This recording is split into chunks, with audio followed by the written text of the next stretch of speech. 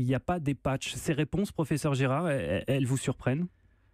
Malheureusement, elles ne nous surprennent pas, puisqu'on y est un peu habitué et qu'on sait que les nouvelles générations sont pas assez informées. Il n'y a pas une actualité sur le sida. Pour eux, souvent, c'est la maladie de l'autre génération. Hein. Ça a 30 ans, 40 ans maintenant. C'est fini le sida, ça n'existe plus dans l'esprit des jeunes. C'est pas en tête. C'est pas en tête des préoccupations.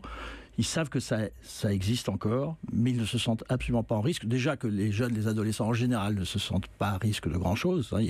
Ça fait partie de l'évolution de l'âge. Mais alors là, l'histoire du sida, ou alors ce sont les contrées africaines. C'est une histoire. Donc il n'y a pas cette sensibilité. Il y a moins d'exposition dans les médias.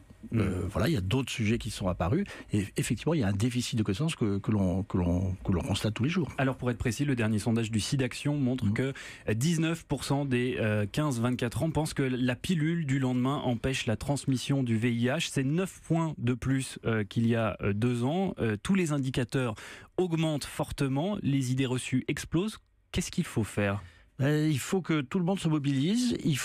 Moi, je fais partie des gens plutôt qui pensent qu'il faut qu'il y ait une communication générale qui est importante, mais il faut aussi aller cibler sur les populations les plus concernées.